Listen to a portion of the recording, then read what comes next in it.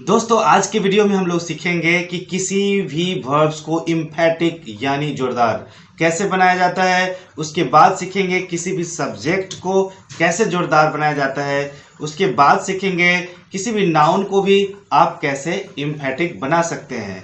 तो इस वीडियो के एंड तक आप बने रहें और आपको मैं सिखाऊंगा ये 3 तरह के इम्फेटिक जो कि आपके लिए बहुत ज़रूरी है जब भी आप बोलते हैं या जब भी आप टेक्स्ट पढ़ते हैं या फिर आप किसी की बात को समझते हैं। तो उस समय इन चीज़ों को ध्यान में रखना पड़ता है ताकि आपको अच्छी तरह से समझ में आए। तो चलिए, मैं आपका दोस्त आपका होस्ट एचएन सिंह आप सभी लोगों को अपने चैनल यानी जीनियस मेकर पे बहुत बहुत स्वागत करता हूं। दोस्तों चलिए शुरू करते हैं। हम लोग सबसे पहले इम्फेटिक वर्ब्स। इम्फेटिक वर्ब्स क्या होता है हम लोग इसको देखेंगे। देखिए, किसी भी वर्ब्स को इम्फेटिक बनाना हो तो उसके साथ डू डज और डिड लगाते हैं। क्या क्या लगाते हैं? डू जो कि प्लूरल सब्जेक्ट और आई के लिए लगता है, डज जो कि सिंगुलर सब्जेक्ट के लिए लगता है, और जो है डिड जो है सिंपल पास्ट के लिए लगता है। तो डू डज डिड आपको याद रखना है। डू डज और डिड ये तीनों लगाए जाते हैं वर्ब के पहले। तो वर्ब की कौन सी फॉर्म होना चाहिए? तो वर्ब की फर्स्ट फॉर्म होनी चाहिए। अगर फर्स्ट फॉर्म नहीं इस्तेमाल करके आप दूसरे फॉर्म इस्तेमाल करते हैं तो आपका वो सेंटेंस गलत हो जाएगा। तो चलिए इस पर कुछ एग्जाम्पल्स हम लोग लेते हैं। एग्जाम्पल्स में हम लोग देखते हैं, जैसे देखिए खाना पीना रहना रोना हंसना गाना ये सब वर्ब है। और अगर डू डज डिड का इस्तेमाल इन सभी वर्ब्स के पहले अगर आप करते हैं, इसका मतलब है कि आप वर्ब को जोरदार बना के दिखाना चाहते हैं कि ये काम मैं करता तो हूँ, स्कूल जाता तो हूँ, अंग्रेजी बोलता तो हूँ, बच्चों को पढ़ाता तो हूँ। तो इस तरह से जो वर्ब है उस पर आप जोर डाल सकते हैं। जैसे मैं अंग्रेजी बोलता तो हूँ, तो इसके लिए क्या होगा? I do speak English. I do speak English. उसके बाद वह खाना पकाती तो है। देखो सी सिंगुलर है इसलिए डज लगेगा इसके साथ। She does cook food. She does cook food. मैं कॉलेज जाता तो हूँ।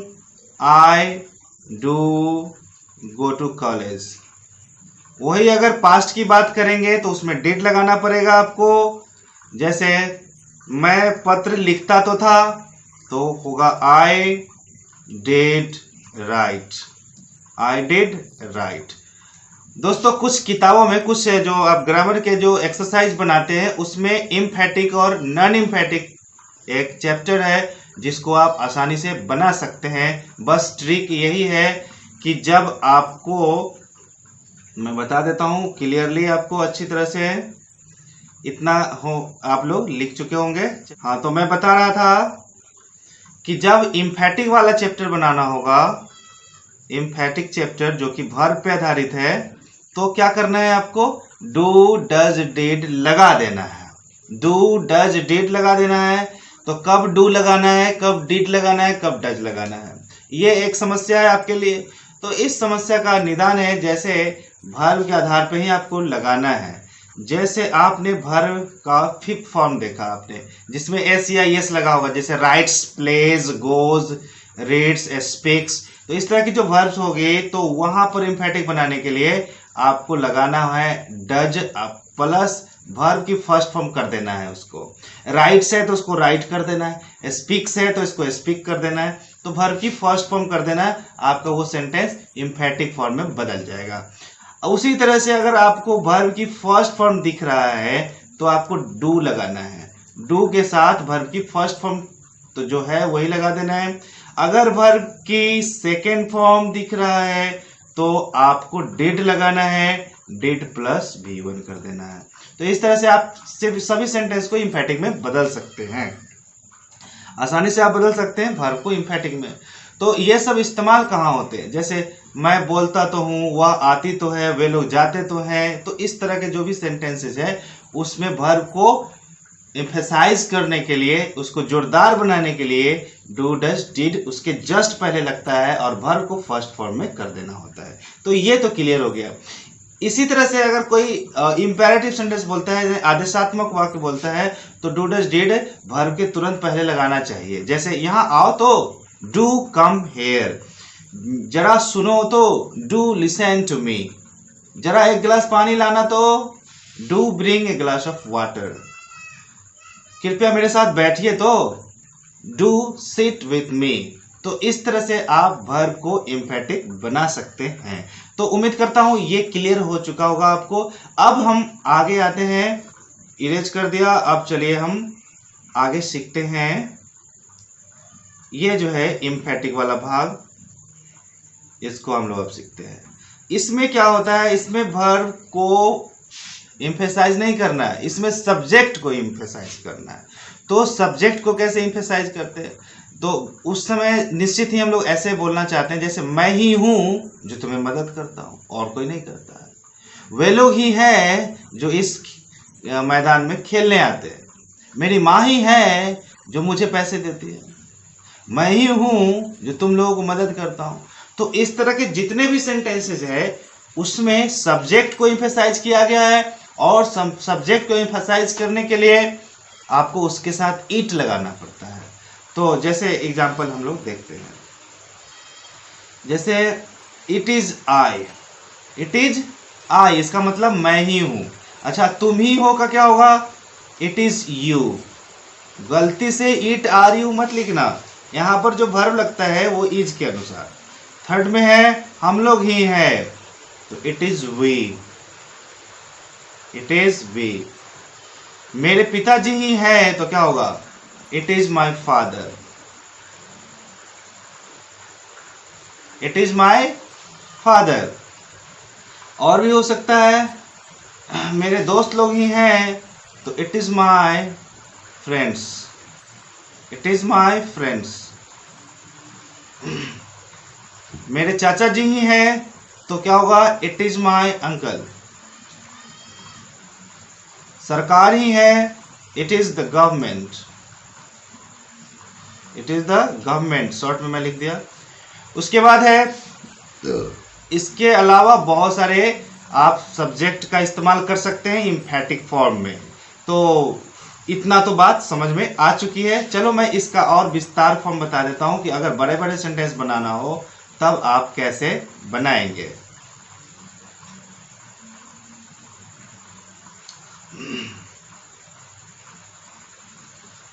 उसके लिए देखिए आप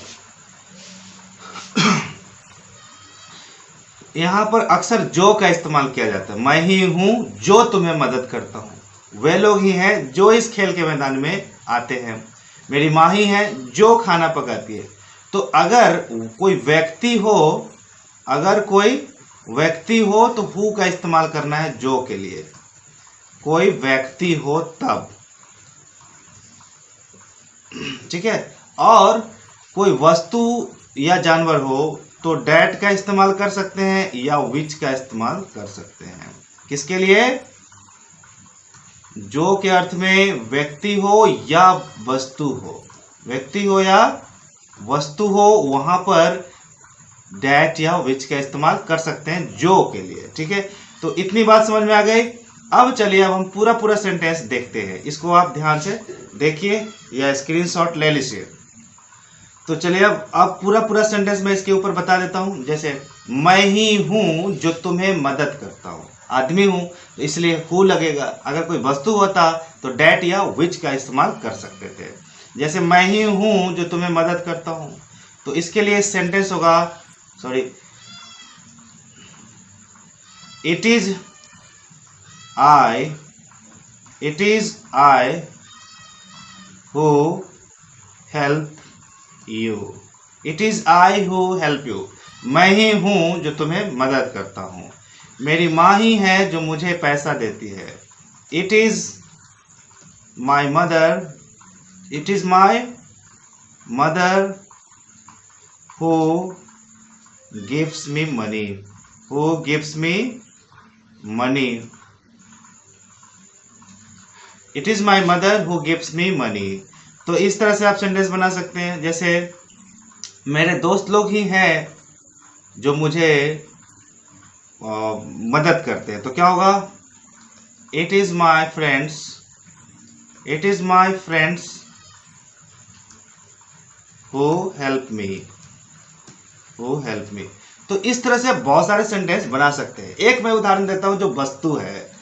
जैसे बेंच ही थी जो मुझे गिरने से बचा लिया, यानी मैं गिर रहा था तो आगे से बेंच रोक लिया। तो क्या होगा? इट इज नहीं, इट वाज का इस्तेमाल कर सकते हैं आप। It was the bench. यहाँ पर हु का इस्तेमाल नहीं करना है। क्यों? क्योंकि बेंच निर्जीव चीज है, वस्तु है। तो यानी आप डेट लगा सकते हैं। It was the bench that protects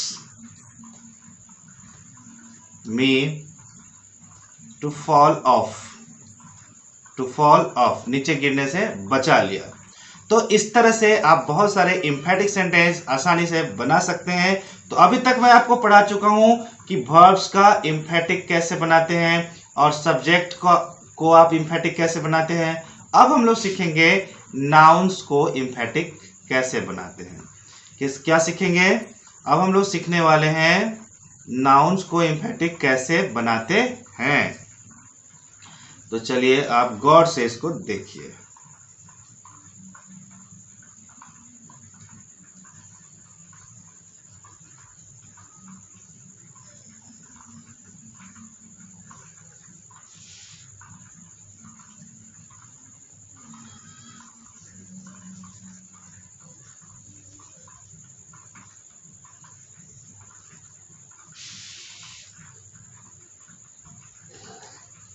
तो अभी आपको सीखना है कि नाउन को एम्फैटिक आपको कैसे बनाना है। जब भी आपको नाउन को एम्फैटिक बनाना होगा तो दिस इज द का इस्तेमाल करना है। क्या इस्तेमाल करना है? This is the. जैसे यही कलम है तो आपको लिखना है दिस इज द पेन। यही कमरा है तो आपको लिखना है this is the room, this is the room. यही वो आदमी है, दिस इज द मैन।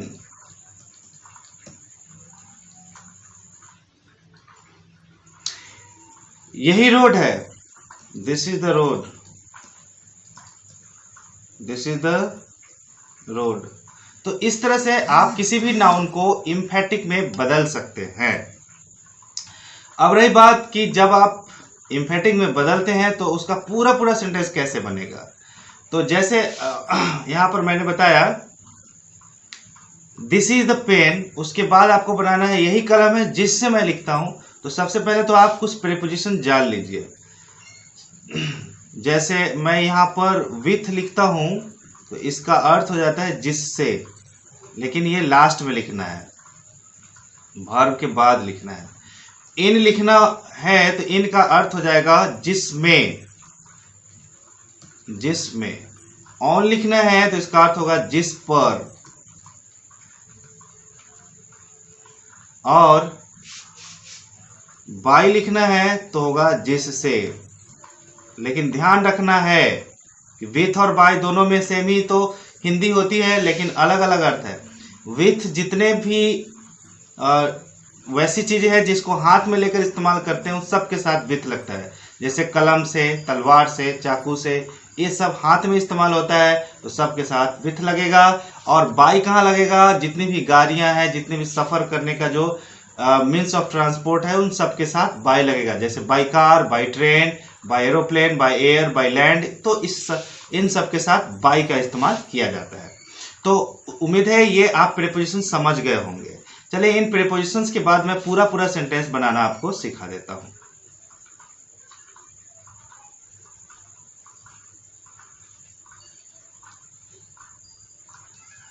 तो पूरा पूरा सेंटेंस कैसे बनाएंगे? जैसे दिस इज द पेन, यही कलम है जिससे मैं लिखता हूं। This is the pen I write with, this is the pen I write with. उसके बाद है यही कमरा है जिसमें मैं रहता हूं, तो this is the room I live in, this is the room I live in. उसके बाद है यही आदमी है जिसने मुझे मारा था, दिस इज द मैन यहाँ पर चाहे this is the man I beat him, जिससे मैंने मारा था, तो this is the man I beat him, इसमें किसी भी प्रीपोजिशन की आवश्यकता नहीं पड़ी। उसके बाद है दिस इज द रोड, यही रोड है जिस पे हम लोग चलते हैं, तो this is the road we walk on. इस तरह से बहुत सारे सेंटेंस बनेंगे। यही मंदिर है जिसमें हम लोग पूजा करते हैं, तो क्या होगा, this is the temple, this is the temple we worship in, we worship in, this is the temple we worship in. तो इस तरह के आप सेंटेंस बना सकते हैं। यही कार है जिससे मैं ऑफिस जाता हूं, ये थोड़ा डिफिकल्ट लग रहा होगा आपको, तो चलो मैं इसको बना देता हूं। यही कार है जिससे मैं ऑफिस जाता हूं, this is the car, this is the car I go by two office. लेकिन आपको बोलना इस तरह से, this is the car I go by two office, ऐसा नहीं बोलना है कि this is the car I go by two office, by two नहीं, दिस इज द बाई को जो है गो के साथ बोलना है, this is the car I go by two office. इस तरह से आपको अलग अलग बोलना है। तो उम्मीद करता हूं आप 3 तरह के एम्फेटिक सेंटेंस बनाना सीख चुके हैं। अब इन एम्फेटिक सेंटेंस का इस्तेमाल रीडिंग करते समय, बोलते समय, लिसनिंग करते समय आप यूज कर सकते हैं। तो चलिए मैं आपसे लेना चाहता हूं विदा, फिर मिलूंगा अगले वीडियो में। तब तक के लिए आपको करना होगा इंतजार। Bye bye.